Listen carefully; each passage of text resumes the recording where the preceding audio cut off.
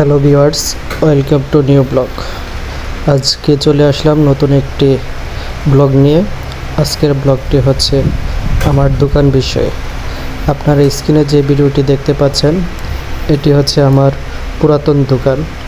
আর এই পুরাতন দোকান রেখে আমি আবার নতুন একটি দোকান তৈরি করেছি এবং এই দোকানটি আমি বন্ধ করে ফেলেছি। তার মানে হচ্ছে এই দোকানে আর আমি কাজ করব না। তো আপনাদের ভালোবাসা এবং আশীর্বাদে আমি নতুন একটি দোকান দিতে যাচ্ছি।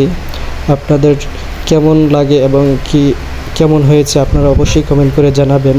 তার আগে এই দোকানটিতে আমি প্রায় 9 বছরের মতো দোকানদারি করেছি। এই অবস্থা, এটা এক প্রকার আমার কাছে ভালোবাসা এবং আমার আত্মার সাথে গেঁথে আছে। এই দোকানটিকে আমি অত্যন্ত ভালোবাসি। তারপর নিজের একটা ভিডিও নিলাম এই দোকানটাতে। তার কারণ হচ্ছে এই দোকানেই শেষ, আর কখনো এরকম দোকান হবে না, বা হবে কিনা তাও জানি না। তো আমার নতুন দোকানে রং করার জন্য 2জন লোক এনেছি, তারা এই রং করতেছে। আমি পিছন থেকে একটু ভিডিও করলাম এবং এটা আপনাদের সাথে শেয়ার করলাম। তারপর আস্তে আস্তে আমি দোকানের রং করা শেষ করলাম, দোকানের টেবিলের কাজ করলাম, বেসিংয়ের কাজ করলাম। তারপর হচ্ছে ওয়ারিং মিস্ত্রি আনলাম। ওয়ারিং মিস্ত্রি কাজ করার পরে দোকানের পরিবেশটা এমন হয়েছে, দোকানটা খুবই নোংরা ছিল। পরে ওয়ারিং করা শেষে আমি আস্তে আস্তে সুন্দর করে পুরো দোকানটি পরিষ্কার করতে থাকি, আর হচ্ছে আমি ভিডিও করে আপনাদের সাথে শেয়ার করতে থাকি। পরে শেষমেশ দোকান পরিষ্কার করে দোকান সম্পূর্ণভাবে রূপ নেওয়ার পরে আপনাদের সাথে এই ভিডিও চিত্রটি ধরে রেখেছি।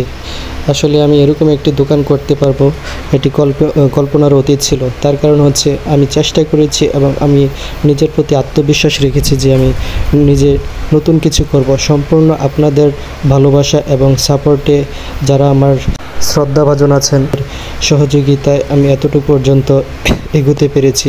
তো আশা করি আপনারা আমার জন্য আশীর্বাদ করবেন যেন আমি পরবর্তীতে আরও ভালো কিছু করতে পারি।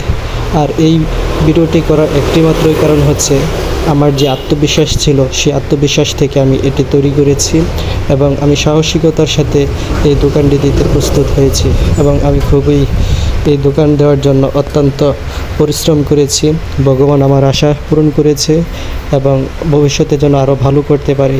আপনারা অবশ্যই আমার জন্য আশীর্বাদ করবেন। ধন্যবাদ সবাইকে।